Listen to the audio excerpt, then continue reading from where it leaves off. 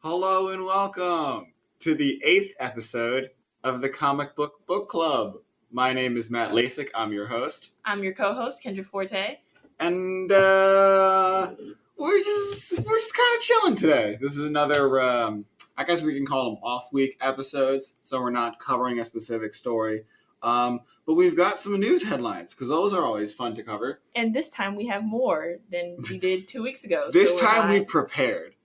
Last time we just kind of winged it to see what would happen, and what happened was bad. It was bad. You can feel free to skip episode 6. It's not great. What I want to talk about first is, for those of you who aren't gamers, TM, registered trademark, the PlayStation 5 is releasing this week, and with it as a launch title is Spider-Man: Miles Morales. It's not really a full sequel. It's kind of like Spider-Man number 1.5 almost. Okay, Spider-Man 1.5. Cool. Yeah, but it is I'll just call it a follow-up to 2018's Spider-Man on the PS4, which is one of my favorite games in existence. It actually came out on my birthday in 2018. Oh, that's nice. Yeah, so I just spent that day playing that game. I have already. I put my pre-order in a long while ago, knowing full well that I will not be able to afford a PS5 for a very long time. But I'll have the game. It'd be like that. Yeah. When it comes to talking about video games that adapt comic book characters, a very overused phrase is, "This game makes you feel like," and then you just put in the name of the character. But like truly and unironically, Insomniac's Spider-Man games really do make you feel like you're Spider-Man. The swing mechanics as you're like web swinging through the city and stuff, all the little like web-based gadgets you can with the character work, all just fantastic game. A weird thing, though, with the release of Spider-Man Miles Morales, they're also releasing a remastered version of the first game for PS5. So just like updated graphics, whatever, a couple new cosmetic items. And they also fully remodeled Peter Parker's face in the remaster. I saw that it looks like young Nathan Drake from Uncharted 4. Yeah, remastered Peter looks like a baby compared to original Peter. I don't even know why they did it. Like, I had no complaints. I didn't know of anyone that had complaints. They for whatever reason, they just went through the effort of getting, like, a new face actor, face tracking all of his lines, doing all the modeling animation. What, to make him look younger? I do not understand, dear listeners, why they remade his face in the remaster. It is beyond me. But rest assured, whenever, in that far-flung future when I can buy a PS5, I will be 100% completing both the remaster and the sequel. I'm looking forward to it. I have not even 1%ed the first game. I swung headfirst into some buildings and said, you know what, this was a good day, and turned the PS4 off. That's fair. So yeah, looking forward to that. Moving on, this is a big headline that came out over the past couple of weeks, and that is that comic book author veteran Grant Morrison comes out as non-binary.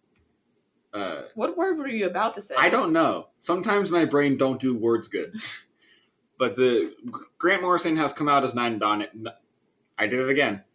I think my brain is trying to say non-binary. Grant Morrison has come out as non-binary, and I want to take this opportunity to both congratulate them, because that takes a lot of courage, and to sort of talk about their work for a little bit, because I have some opinions on Grant Morrison.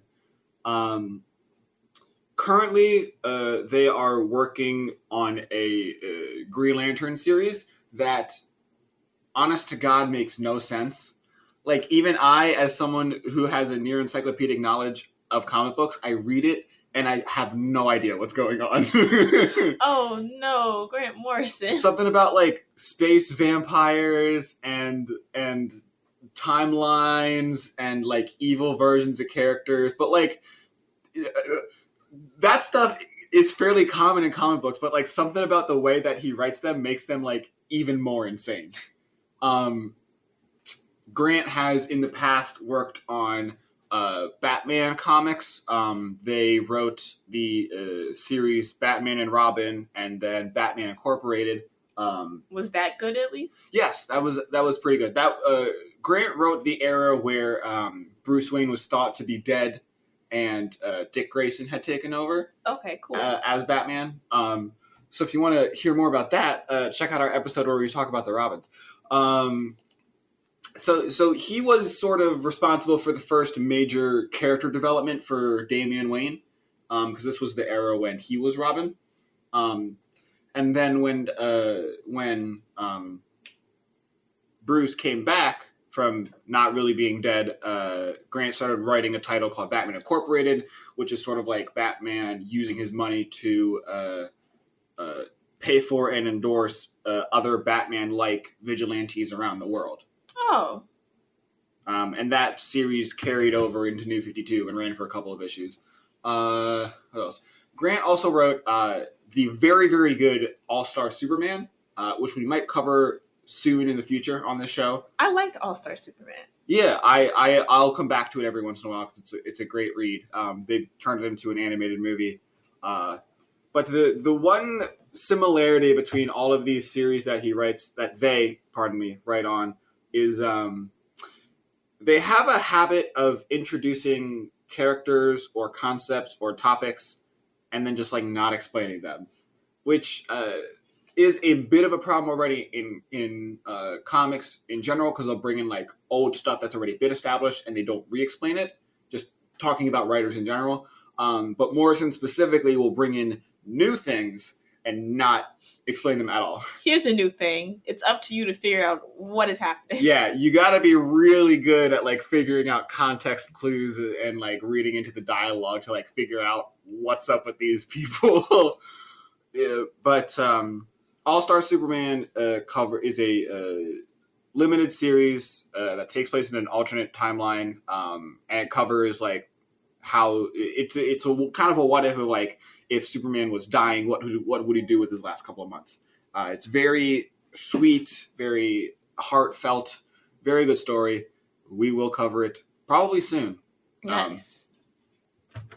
So that is, I believe, all I have to say on Grant Morrison for the time being. There's an interview with... hold on. My brain just broke. There's an interview with Mondo2000.com where Morrison, talks about their experience being a child and how their identity sort of affected their work and so on and so forth. So if you want to, you can go and check out that for the sort of the news from the source. Morrison is also currently working on Volume 3 of Wonder Woman Earth 1. Earth 1 being a subset of the DC Comics. It's another alternate timeline thing where it's sort of like exploring revamped versions of superheroes in like their younger years. So sort of like what New 52 did, but with even more changes and a bit more of a twist. So those are also pretty good comics. Next headline. X-Men the Animated Series showrunner shares concerns about mutants joining the Marvel Cinematic Universe. Are they supposed to be joining the Marvel Cinematic Universe? Everyone's assuming so. Nothing official has come out of it, but Disney went through a long and expensive process to acquire 20th Century Fox and therefore all of the X-Men rights. So fans are assuming that at some point we will see mutants in the MCU.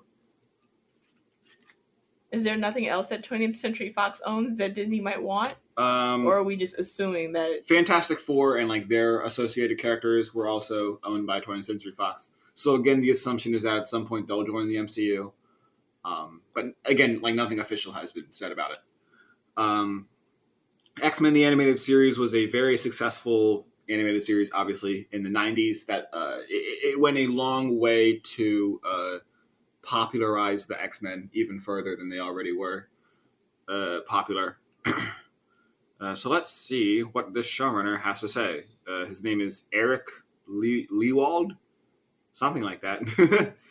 He says, I don't know how Kevin Feige being one of the main creative producer people at Marvel Studios, sleeps at night trying to keep all these balls in the air. But for the X-Men, when people ask me about integrating them in the MCU, I always had the reverse problem. There were too many X-Men and too many villains already in the X universe and too many connected characters. I find myself cutting half of them out and having stories about 3 of the X-Men, just to keep sane and to not have to try to service all of them at once in an episode. So the idea of all the X-Men and all their villains and all of their support crew then interacting with all of the Avengers and all of Thor's and all, it's just crazy making to me. I don't even want to try to go there. So that is an excellent point. That is a lot of characters and a lot of connected villains. Yes. And a lot of backstories. I may have said this on the show before, but the X-Men comics are basically their own sub-universe within the Marvel Universe. From the beginning, X-Men has always been unique in that it is an ensemble series. And while there are similar ensemble series, like the Avengers, for example, the Avengers still, like, each of the members have their own solo stories and solo titles. Whereas the X-Men boat is trying to stay afloat with all of the characters in one title. Now, obviously, over the years, that there have been spin-offs and other ongoings that occasionally do micro-focus on one or a couple characters, but... Isn't Wolverine an X-Men? Mm-hmm. Wolverine's the most famous example of an X-Man that got so popular he became his own thing outside of the X-Men umbrella. So he's had numerous ongoings, and he's been in the Avengers a couple of times. But for the most part, the X-Men tend to stay in their own little mutant bubble of series. I have a question. Is Scarlet Witch and her brother still in the X-Men, even though they're in the MCU now? Okay, so the deal with Scarlet Witch and Quicksilver is very muddy. Both legally in real life and in the comics. Currently, in the MCU, Scarlet Witch and Quicksilver are technically not mutants. In the comics, it has changed multiple times. So in their first appearance, they were members of Magneto's Brotherhood of Evil Mutants. And then eventually the big twist was that they were Magneto's children. And then they became good guys and joined the Avengers for a while. And then there were like other twists of like, oh, maybe they're not even Magneto's children. And then I think the most recent twist is that like they're not actually mutants at all. You know what? I was going to talk about this on this episode anyway. Now I think is a good time to get into more of the required background for next week's reading of Vision. Because Scarlet Witch has been one of Vision's longtime love interests, and she plays a pretty important role in the comic that we're going to be reading. So let's chat about Scarlet Witch for a bit. Scarlet Witch, also known as Wanda Maximoff, is a very powerful mutant with the mutant ability to manipulate reality, and she also has extensive magical training. Sure. So she's got the double billing of very powerful mutant powers and very powerful witch powers. And she's also occasionally mentally unstable. So that's not fun. There have been multiple Marvel events that have spun out of Scarlet Witch kind of going crazy and messing with reality a bit. So she was raised in a town, I think near or on a location named Wundagore Mountain, which is sort of a hot spot for like magical activity. It was also the home to a villain called the High Evolutionary, whose MO is like a hyper focus on evolution. So he would like take animals and like hyper evolve them into animal people. So like one of Scarlet Witch's nursemaids as a young baby was a cow woman. Okay. Yeah. So I think the most recent twist involving her and Quicksilver is that like they're not actually mutants, they're just normal humans that were super evolved by high evolutionary. But like that's constantly up for debate, up to like a writer coming along to be like, I don't like that, I'm going to change it back to mutants at literally any moment that could happen. Is or is not Quicksilver dead? In the comics, Quicksilver is alive. Okay, that's nice. Yes. Because they killed him almost immediately in the movie. Yeah. Also, dumb scene. Like, in that same movie, he was shown to be able to move fast enough to, like, catch bullets. Or at the very least, move Hawkeye and the child out of the way of the path of bullets. He didn't have to just stop in their path and be like, yeah, this will work. This is a good place to rest. This is a good idea. Good job, Quicksilver. You had a good idea. Yes. So, continuing, since we'll just continue to talk about Vision. We briefly talked about him last week, but in case you decided to skip that episode for whatever reason, maybe you don't care about Hellboy, we will rehash. So, in the early days of the Avengers, one of the founding members was Hank Pym, a.k.a. Ant-Man, a.k.a. Giant Man, a.k.a. Goliath, a.k.a. Yellow Jacket, a.k.a. the Wasp. He was also the Wasp? Yes, for a short period of time, Janet Van Dyne was dead, and in her honor, he took on the name of the Wasp. But then he brought her back from the dead and stopped being the Wasp. Not important. Hank Pym has like 20 billion code names because he has mental issues. But we'll continue onward. Everyone has mental issues. Yeah. So, Hank Pym builds a robot assistant named Ultron, and he bases its AI off of his own brain patterns. Ultron goes evil, of course it does, and continues to fight the Avengers for a while. In one fight, he builds... so the robot builds another robot, or more specifically, a synthezoid. It's a super intricate robot that's built to resemble human beings as closely as possible, including the capacity for emotion. And Ultron bases this synthezoid's AI off of the brain patterns of another villain-turned-hero known as Wonder Man. Who was Wonder Man? Wonder Man, he first appeared in like Avengers number 9 or 10, I think, and he was like some actor that got into hot legal trouble, so like some other villain came over and was like, hey, I'll get you out of legal trouble if you let me inject you with superpower juice. And he was like, sure. So the other villain turned Simon Williams is his name into Wonder Man. And was like, okay, cool. Now go infiltrate the Avengers and then turn against them and be evil with me. He's like, okay. So then Wonder Man joined the Avengers, turned evil, and was like, actually, I like being good. And then turned back to being good. So long story short, Wonder Man is a hero who started out as a villain, but like betrayed the villains to join the Avengers. Unsurprisingly, this robot, which was named Vision, whose brain is based off of Wonder Man's brain, betrayed Ultron and joined the Avengers. Which, honestly, that's on Ultron. Is there a reason it's based off Wonder Man? Because that seems like such a random choice. Such an obscure person. I don't remember. There's this whole thing. It's consistent that like this specific subset of like AIs within the Marvel universe, like to have the capacity for human-like emotion, their brain patterns have to be based off of an actual human's brain patterns or something. Mm-hmm. That part makes sense. Yeah, but why Wonder Man? Couldn't tell you. Wonder Man. It might have been because Wonder Man was considered dead at the time. And? I don't know. I don't remember. It's a weird issue to read anyways.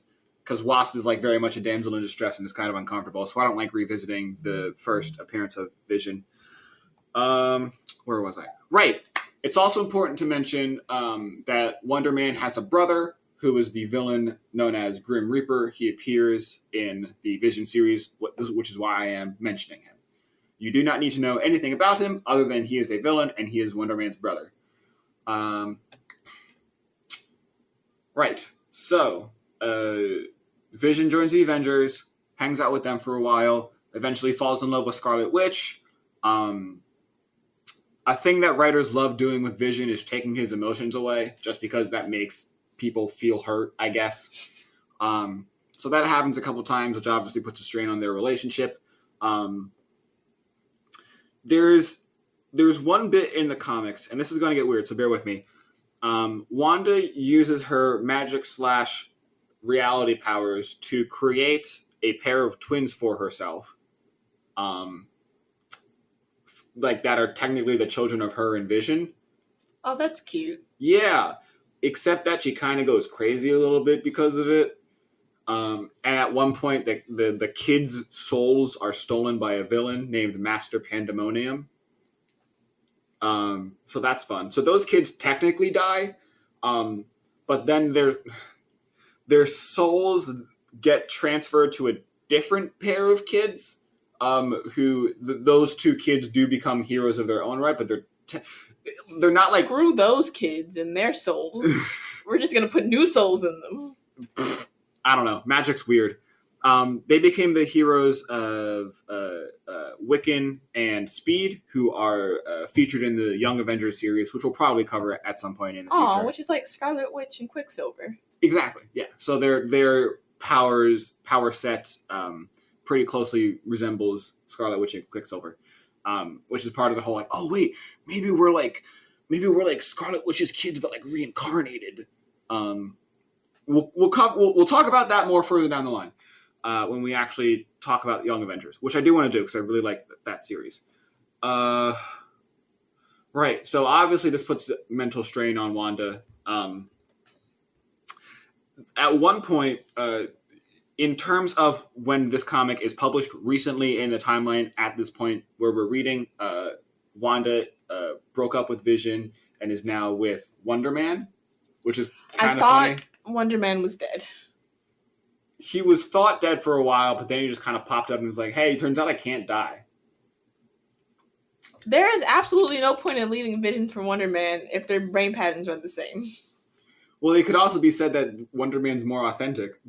Also, there's less of a chance of Wonder Man deciding, I don't want my emotions today, and just turning them off, which is a thing Vision does very often, which like makes for a very unstable relationship. Wanda wishes she could.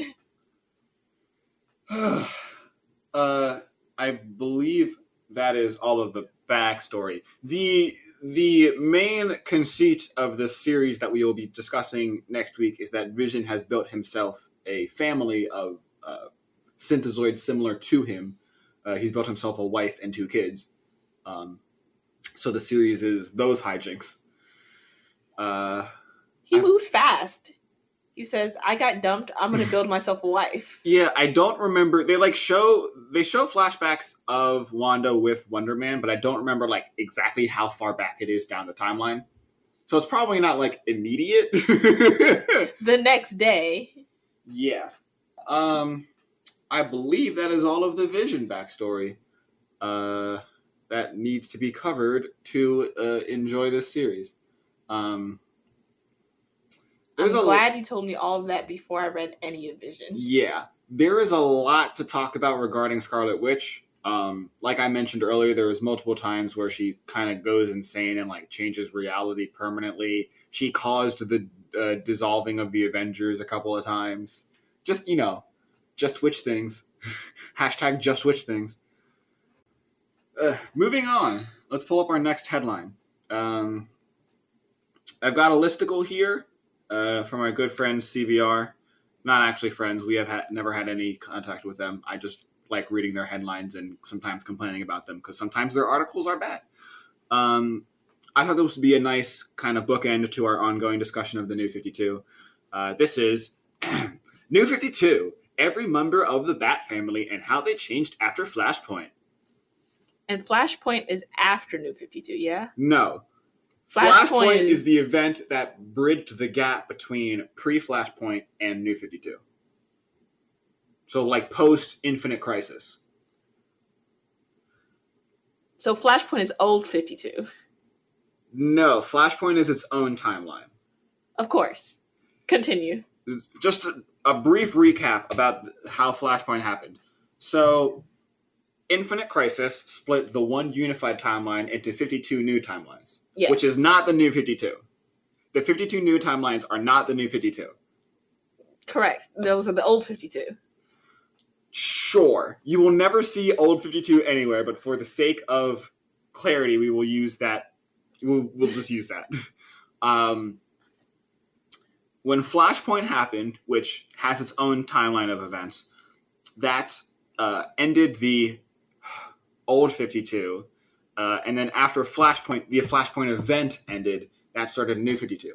And New 52 was a reboot. It varied from being a soft reboot to a hard reboot, depending on like the character. But it basically sets all of the characters' personal timelines back to being to all of them being about 5 years into their heroic careers. And that obviously that changed a lot of characters. So number 10, Batman. Nothing really changed for Batman. Like his backstory, his characterization, it basically stayed the same. As previously discussed in a previous episode, he still had all of his Robins, even though he's only been Batman for 5 years. He just churns through kids. Number 9, Nightwing. The major change for Nightwing is that he sort of lost the Teen Titans, because that is a big part of his personal story, is that he is one of the founding members of the Teen Titans. And in the New 52, Tim Drake, the third Robin, founds it. Yeah, because he couldn't have been Robin for long. Yeah. He was Robin for a year and then got kicked out. Assumingly, yeah. Other than that, Nightwing's, like, his backstory basically stays the same. He just kind of loses access to the Teen Titans, which in turn, he loses kind of a connection to the wider, like, interpersonal web of superheroes. Because Nightwing's sort of, pre-Flashpoint, he sort of operated as, like, the consistent heart of the DC universe. Because basically every hero had either worked with him at some point or been on the Teen Titans at some point or like had some sort of major interaction with him at some point. And he lost all of that in New 52 because they slaughtered him. New 52 slaughtered him. Number 8, Tim Drake. This is so just the opposite of Nightwing. He gains the Teen Titans. Yeah, so the sort of the big difference for Tim Drake in New 52 is that pre-Flashpoint, when Tim Drake took on the role of Robin, it was sort of to replace the role of Jason Todd after Jason had died, because he kind of saw that Batman needed a Robin so that he wouldn't start murdering people, basically. But in the New 52, Tim Drake was like, no, I'm not going to be Robin. I'm going to be something different because I respect Jason Todd's memory. I'm going to be Red Robin, which is functionally the same. It's like,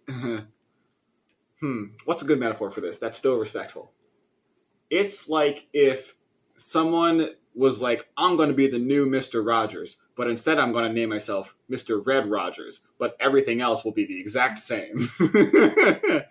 In the New 52, the most we see of Tim Drake is in Teen Titans, where he sort of creates the team instead of Dick Grayson doing so. In fact, at the beginning of the New 52, Tim and Batman were almost like hostile towards each other. Like they weren't really working together. Tim was off doing his own thing with the Teen Titans. Is Jason Todd dead at the beginning of New 52? That's where we're going to get to. Jason Todd's story is very, very different. So pre-Flashpoint, he operated as Robin, and then the readers voted to kill him. And then during Infinite Crisis, when an evil version of Superboy punched history, sort of a ripple effect of that was Jason Todd coming back from the grave, and he sort of operated as a villain / very violent anti-hero for a while, to kind of just be a thorn in Batman's side. But when New 52 came around, his story changed. Basically everything from like him becoming Robin to him dying was the same, but instead of an alternate Superboy punching history, instead he was put into a Lazarus pit, which revives people from the dead, and then sent to like some weird mystic other dimension where he like trained to fight demons and stuff. And he's basically just a hero. Like in New 52, he's just a hero. Like a lot of his sort of anti-hero / villainous nuance is gone, but he fights demons now, so that's a thing. I will say over time, as his character developed, I really like New 52 Jason Todd more than pre-Flashpoint Jason Todd. Did anyone like Flashpoint Jason Todd? Yeah, actually. He had Except for everyone who voted to kill him. After his resurrection, he had a pretty big following, which I think is why they chose to give him much more of a spotlight in New 52. But during the first couple of New 52 stories, I didn't really like him. But I think he really found his stride and is now a big fan favorite. Number 6, Barbara Gordon. This was a very big change. So Barbara Gordon's storyline is that she was Batgirl, and then Joker shot her in the spine, paralyzing her, putting her in a wheelchair, and she became Oracle, who was sort of like a computer whiz, voice in the ear type of thing. And the really big change in the New 52 was that they put her back in the Batgirl outfit. Like, they still had the whole story of, like, her being shot and being in a wheelchair, but they were like, then she got a chip in her spine and went through therapy, and now she can walk again. So, she became Batgirl again. And there's a lot of good stories written between now and New 52. I say now because very recently she has retaken the Oracle position, not in a wheelchair anymore, but she has she was just done being Batgirl. Yeah. The final issue of the most recent run of Batgirl is not a great read. It's very, like, heavy-handed social issue-y. And while I think that comic books are a great avenue to talk about social issues, I think this issue of Batgirl was done poorly. But it sort of explained how Batgirl's building resentment towards the various unsolved issues in Gotham City led her to decide that she'd be more effective as Oracle than as Batgirl. So yeah, that I remember that being a little bit of a big stink when New 52 was like, "Hey, Barbara's Batgirl again," and everyone was like, "How?" Number 5, Damian Wayne, basically unchanged.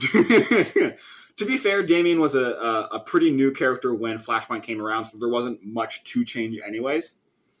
Any news on Damian? Is he still off walking in the sunset? I think there have been some solicitations that show his return, not as Robin, as something else. But as I've said multiple times, I don't like reading solicitations because that kind of spoils the stories for me. But he is to return some point soon, just not as Robin. Number 4, Alfred Pennyworth. His recent history stayed much the same in that he was a parental figure to Bruce after his parents died, and that he kind of works out of the Batcave as support for the Bat family. The biggest change in New 52 was what he did before becoming a butler, in that they made him a British secret agent. Kendra's shrugging. Okay. Yep. New 52 made Alfred Pennyworth a secret agent for reasons. So that was fun. Number 3, Catwoman. Pretty much everything about her backstory was the same. The big change is that New 52 basically made her a hero. Or at the very least an anti-hero. She still like stole things, but it was always like more of like a Robin Hood type of thing. Number 2, Batwoman. I honestly And this is different from Batgirl? Yes. I don't know Batwoman very much, and a lot of the times I personally don't like her stories. But she is one of the most prominent LGBTQ characters, which is why I feel hesitant in insulting her or her stories, because we don't get many of those in comic books, so we kind of got to deal with the ones we got. But Batwoman is named Kate Kane, and she is Bruce's distant cousin. And she had military training as a girl. Her father is like some high-ranking military operative, so she's very militant.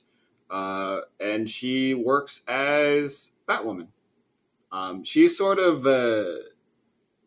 she's basically Batman, but a lesbian and also willing to kill sometimes. How did that family gathering go? Hello, distant cousin. I am Batman. Well, I think it was the type of thing where like Batwoman popped up And Batman was like, "Who is that working in my city?" And then later it was like, "Oh, you're my cousin, huh?" That's such a coinkydink. Yeah, comics have a lot of those. I don't know. It's weird. But Batwoman's definitely like an interesting character. I just don't think anything interesting has been done with her recently. Number 1, Batwing. Batwing is there have been 2 Batwings, one of which I believe Batwing was either was new for the new, like was it just a new character for New 52, or was introduced very, very shortly before Flashpoint. So like there again, like Damian, there wasn't anything to change really. But the original, so Batwing is basically Batman meets Iron Man. The Batwing is like a robot suit that the user puts on, and then they're Batman but with Iron Man powers. Okay. Sort of honestly, probably the least notable member of the Bat family. But the notable thing about them is that both Batwings have been black men. So the first one was David Zavimbe, who was the Batman of Africa in Batman Incorporated. A short time into New 52, David retired, and Luke Fox, son of Lucius Fox, took his place as Batwing. Luke was last active as Batwing in like 2017, I think, but hasn't really. Luke Fox, the character, has been seen, but Batwing hasn't recently. Do you think Batwing will come back now that Lucius Fox has all of Batman's money? It definitely increases the chance of him making a reappearance. Nothing's really been hinted at that would suggest that he would come back, but it definitely, like, the fact that Luke now has even more access to money and technology, definitely, like, we could see a return of Batwing in Gotham City in the near future. Water break. Next headline, also from CBR.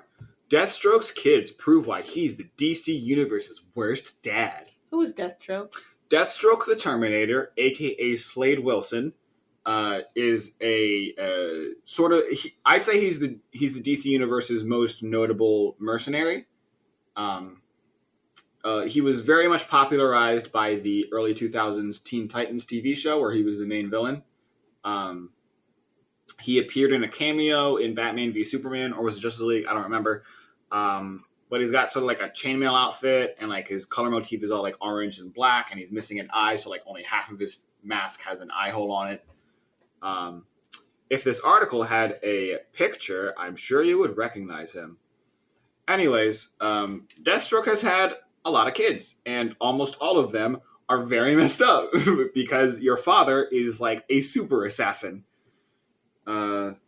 So first, I'm going to pull up a picture of Deathstroke so that Kendra can maybe recognize him. Yes. Question mark. I think from the Teen Titans show. Yeah, this is how he appeared in Teen Titans Go. Didn't watch Teen Titans Go. Did watch fair. Teen Titans, like the original. Yeah, the better one. The better one. Ooh, boy, I hope I don't get comments for that. And in that one, I thought... They call him Slade, probably because they didn't want to use the word death on screen. This is how he looked like in Teen Titans. Yes, that is the Slade that I remember. Yeah. So that's his first name, which once I like started reading comics and I was like, oh, by Slade they mean Slade Wilson, aka Deathstroke the Terminator. That was always a weird choice. Like it's like it's not like if your main villain in your action cartoon, they just called him like William. Like they just calling this dude by his first name. Like I know you ain't on first name basis with him.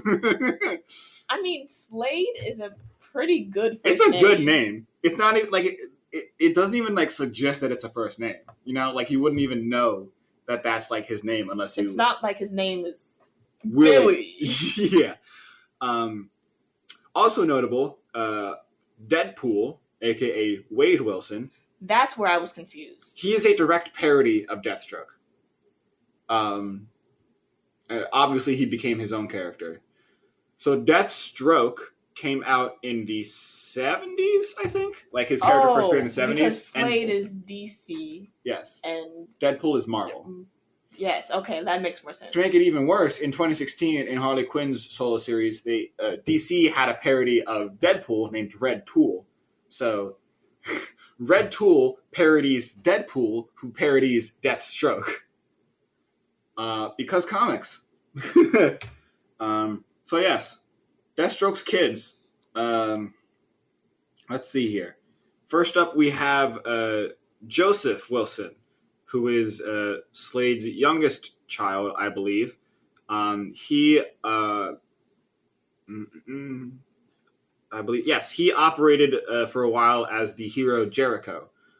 So he, due to one of Slade's escapades while Joseph was a child, he had like a throat injury, like his throat was slit, so he can't talk. But he does have the power to inhabit other people's bodies if he makes eye contact with them. So he served as a Teen Titan for a while, particularly during the Judas Contract storyline, which is sort of Deathstroke's most known storyline, and involves most of his kids. Recently he's just been active in Deathstroke's own ongoing, which was canceled a little while ago, so we haven't really seen much of him. I'm debating how much I want to get into talking about the Judas Contract right now, because we probably will cover that in the future. It basically put Teen Titans on the map.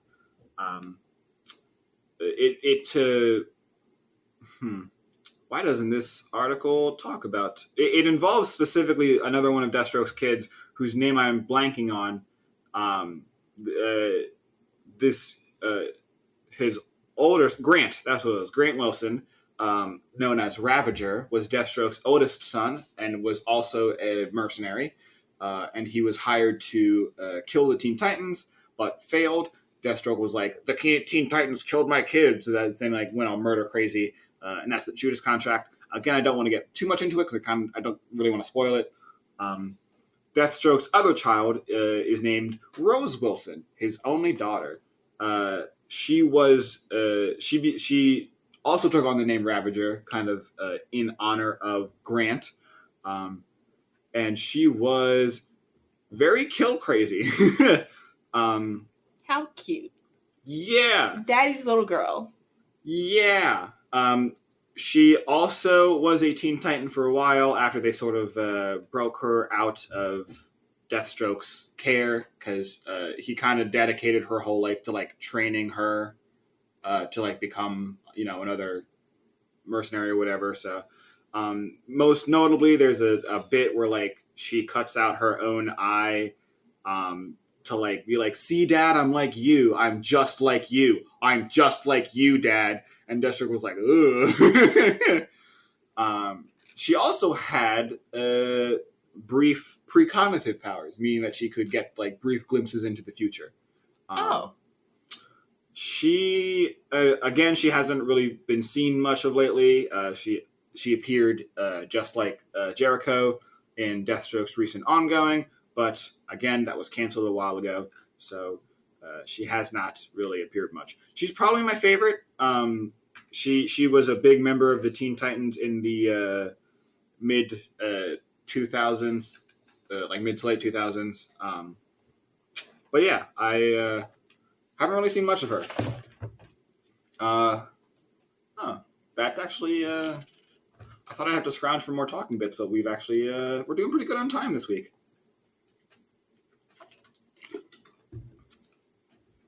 Let's see what other headlines we got. Headlines, pardon me.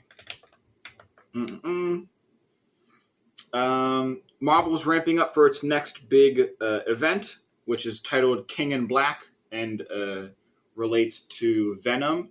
A couple years ago, Venom had his own little self-contained event where he fought like the god of symbiotes or whatever.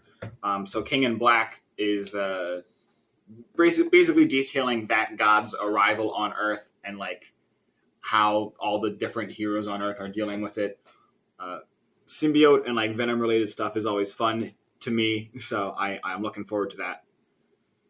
What else is going on? Oh, this is a dumb article. This is something that I was talking about this is one of the articles that makes me dislike our good friends CBR. Into the Spider-Verse theory. Peter B. Parker is Spider-Man from the 2003 series. That, of course, referencing the Sam Raimi series. Literally everyone that saw both the Sam Raimi films and the Spider-Verse film knows that that's supposed to be Sam Raimi's Peter Parker, CBR. You're not breaking any new ground, buds.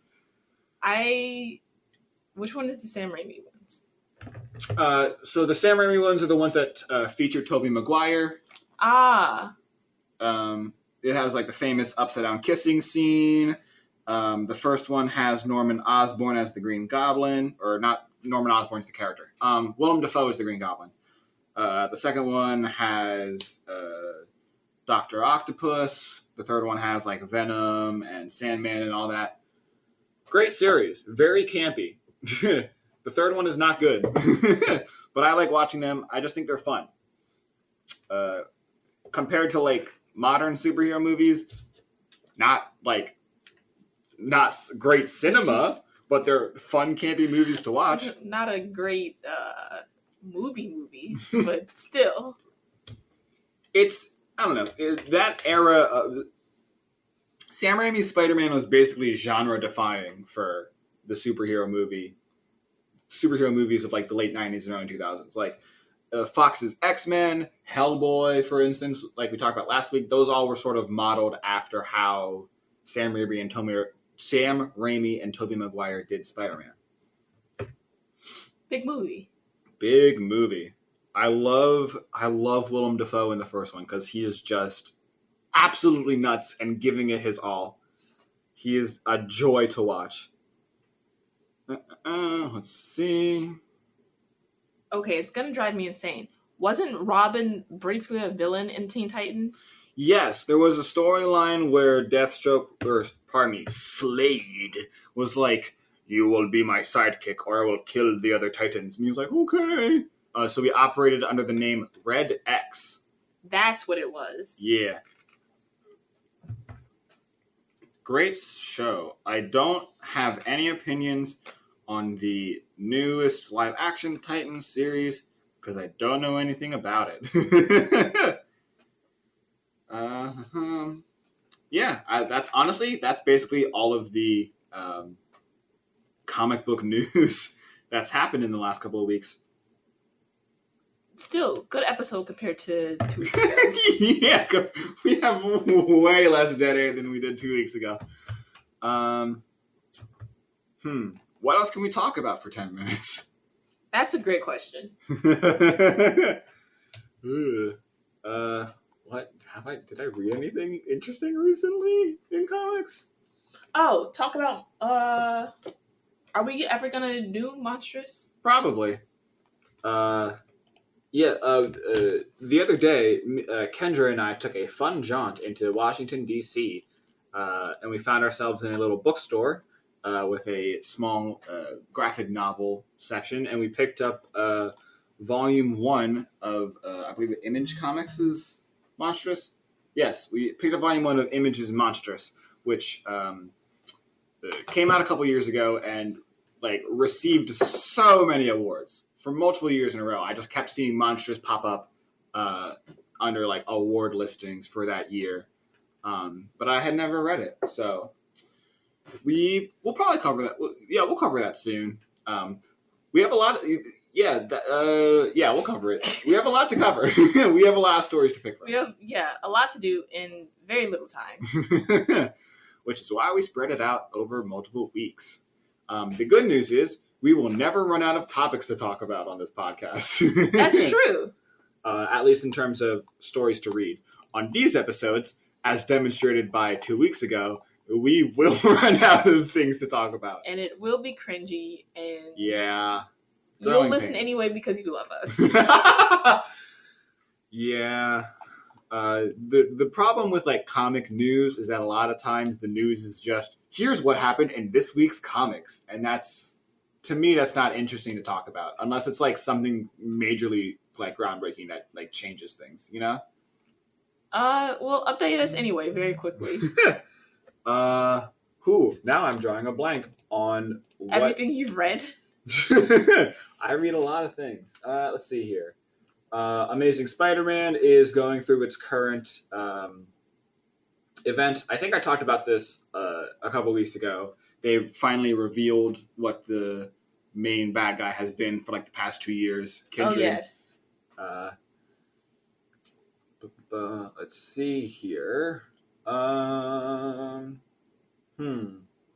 Marvel has launched. I think it's Marvel. Yes, Marvel has launched a new series based on Ultraman, the Japanese property. Not sure how they managed to get their hands on that property title, but they're writing stuff for him, so that's interesting. A new series focusing on U.S. Agent has launched. Who was U.S. Agent? U.S. Agent was a Captain America replacement during a time period where everyone thought Captain America was dead when he was in the ice. So they just said, "Let's try this again." Basically, they did that a couple times, and one of them was became like after Captain America came back is like U.S. Agent. He's always sort of been like the conservative to Captain America's liberalism, which is interesting to write about in these times. So he's got his new ongoing, which I'm sure will talk about politics in some in some sense. Have we talked about Miles Morales as a character on this show? No, I don't think we have. Okay, let's briefly cover that, because there's some interesting stuff going on in his ongoing right now. So in the year 2000, Brian Michael Bendis launched a new initiative starting with Ultimate Spider-Man, which started a new Marvel timeline where all of the characters were very young. So Peter Parker was still in high school, etc., etc. Over the course of the years, I believe in 2015, that Peter Parker was killed. I think we have talked about this in the show anyways, but I'll just keep going. And a young black Hispanic kid from Brooklyn named Miles Morales was bitten by a radioactive spider and became the new Spider-Man in the Ultimate Timeline. Maybe it was... No, it was earlier than 2015. I'm wrong. Whenever it was. In 2015, though, was the Secret Wars event, and one of the large changes post-Secret Wars was that Miles and all of his associated characters were moved into the Prime Marvel timeline. Currently, in his ongoing, people from his home timeline have found their way into the Prime Marvel timeline, and they're trying to force him and his family to go back to their original timeline. So that's the big fight that's going on there. It's namely motivated by the Miles Morales of the Prime timeline, who is like a full-grown adult and a crime lord. Whoa. Yeah. He had found his way into the Ultimate timeline and made a name for himself there. And he was like, I'm going to drag the other Miles back here with me for reasons. So that's the exciting stuff that's going on with Miles right now. Let's see, what else is going on? Thor's having some interesting developments. So in a lot of early Thor comics, he had a secret identity by the name of Donald Blake, who was a human doctor, and the whole thing was Donald Blake had this cane that he walked with, and if you slammed the cane into the ground, it would transform into Mjolnir, and Donald would turn into Thor. Now, Donald has not been seen in decades, and in the most recent issue of Thor, Thor's like, I wonder what Donald's up to. So he visits kind of the secret dimension where Donald goes when he's not there, when he's not on Earth, only to discover that Donald has gone insane from being trapped in this secret dimension for decades. So now Thor's trapped in that dimension, and Donald's walking around on Asgard being all murdery and such. That's fair. I didn't realize that Donald was a separate person. Separate character, yeah. He was created by Odin to be Thor's human counterpart, to sort of teach him humility and stuff. But he was magically created, but he was still his own being. He just kind of hung out in this fake suburban neighborhood dimension while Thor was being Thor. That sucks. Yeah. It was again magically created to be idyllic and peaceful and whatever, but I'm sure being stuck in there for decades will drive anyone insane. So that's fun. X-Men's in the middle of its big crossover, X of Swords or Cross of Swords, I don't know. We do not have enough time to talk about that. Black Widow's in the middle of her new ongoing. Very interesting stuff going on in there. Basically, like, someone has brainwashed her into thinking she's some, like, architect that lives in California with her husband and baby. And, like, she's, like, slowly reawakening and rediscovering her Black Widow skills. So it's a fun ride. The most recent issue has one of the villains that did this to her sort of growing impatient, like, moving in for the kill. And she's, like, doing all this ninja stuff. And they'd be like, but I'm just an architect.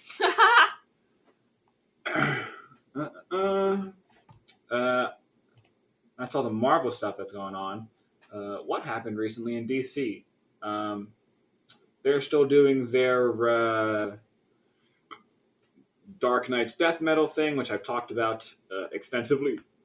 Pardon me, which I've talked about extensively in previous episodes.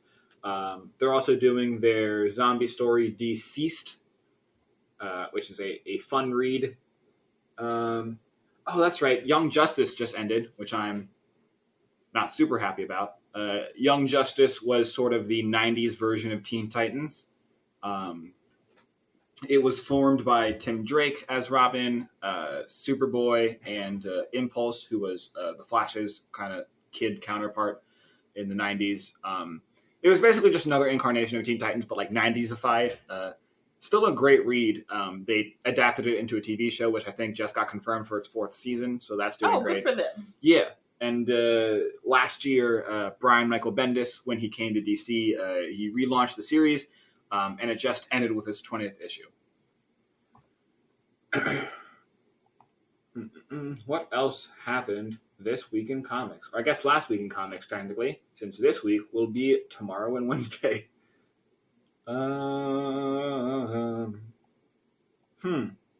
Not much. I mean, we only got 2 minutes left. Yeah, so we'll just do closing stuff now. Thank you for listening. If you have literally anything you want to say to us, suggestions, questions, comments, literally anything, you can reach us on Twitter at CBBCPod. That's at CBBCPOD. Or you can email us at cbbcpod@gmail.com. Until next week, Excelsior.